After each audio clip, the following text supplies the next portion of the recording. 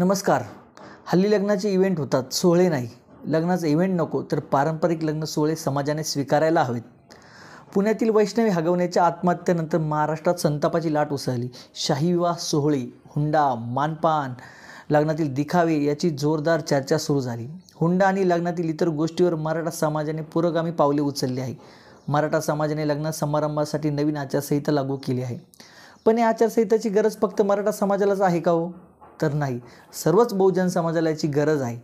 आता लग्न म्हणजे एक मोठा इव्हेंट बनला आहे. त्यामुळे वैवाहिक आणि कौटुंबिक जीवनात खूप अडचणी निर्माण झाल्या आहेत. नवीन पिढी आता खोटी प्रतिष्ठा मिरवायला लागली आहे.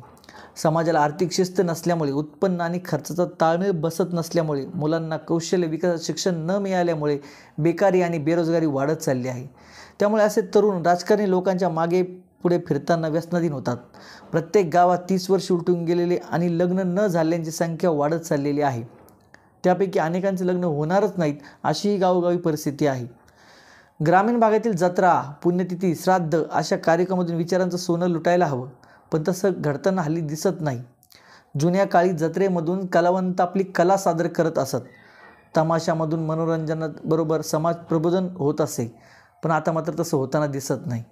यापुढे मराठा समाजाने लग्न कार्यासाठी काही नियम लावून घातले आहे, तर ते बाकी सर्व समाजांसुद्धा त्याचे अनुकरण केल्याशिवाय राहणार नाही. या आचारसंहितेमध्ये काही महत्त्वाचे मुद्दे आहेत. लग्न वेळेवर लावणे. 90% हे लग्न 1 ते 3 तास उशिराने लागतात. त्यामुळे हजारो नातेवाईकांना, वृद्धांना व लहान मुलांना त्याचा त्रास होतो. त्याचा आपल्या अर्थव्यवस्थेवरही दुष्परिणाम होतो. ब्राह्मण समाजामध्ये लग्न वेळेवर लावली जातात. त्याचप्रमाणे आता सर्वच समाजाने लग्न वेळेवर लावले पाहिजेत. लग्न हे 100 ते 200 लोकात लावायला हवे. श्रीमंत लोकांनी मोठे लग्न केल्यामुळे बाकीच्या समाजावरती त्याचं दडपण येतं. त्यानंतर असे मोठे लग्न करावे लागतात. त्यांनाही असे मोठे लग्न करावे लागतात. त्यामध्ये प्रचंड खर्चही होतो. मराठा समाजात कर्जबाजारी होण्यासाठी लग्न होणारा खर्च हे सर्वात मोठं कारण आहे. त्यामधून अनेक शेतकऱ्यांनी आत्महत्या केलेल्या आहेत. म्हणून खर्चाला प्रतिबंध करण्यासाठी लग्न 100 ते 200 लोकातच करायला हवे. प्रीवेडिंगवर बंदी आणायला हवी. अलीकडच्या काळात हा प्रीवेडिंगचा भयानक प्रकार सुरू झाला आहे. लग्नाच्या अगोदर नवरा नवरी वेगवेगळ्या ठिकाणी जाऊन वेगवेगळ्या पोजमध्ये फोटो व्हिडिओ शूट करतात आणि लग्नामध्ये मोठ्या पडद्यावर ते दाखवले जातात.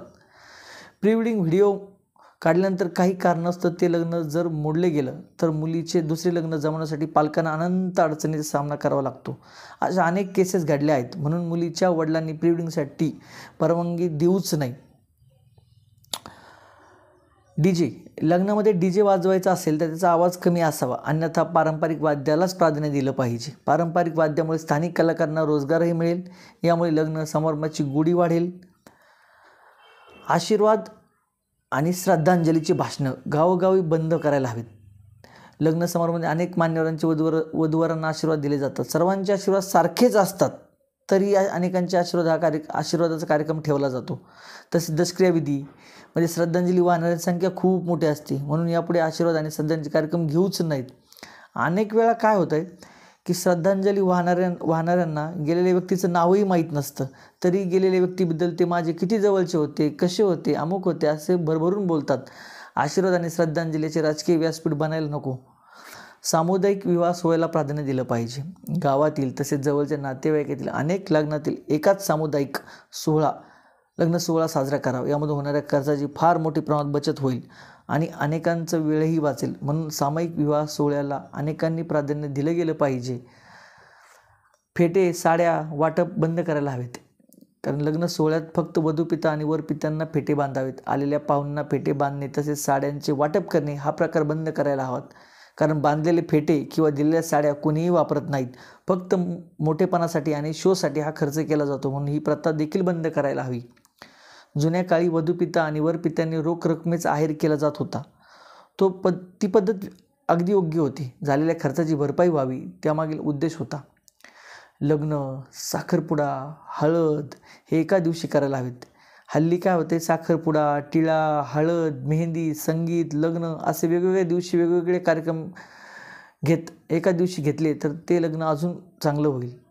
एका दिवशी घ्यायला हवेत. त्यामुळे खर्चाची बचत होईल, ज्यामुळे पाहुण्यांना जाण्या येण्याचा त्रास कमी होईल आणि खर्चही कमी होईल. महागडे मेकअप, लाखांचे कपडे यावरही खर्च कमी करायला हवा. हा तो ज्याचा त्याचा प्रश्नितचा विषय आहे. यापुढे मराठा समाजाची सर्व बहुजन समाजात अशी चांगली आचारसंहिता अंमलात आणायला हवी.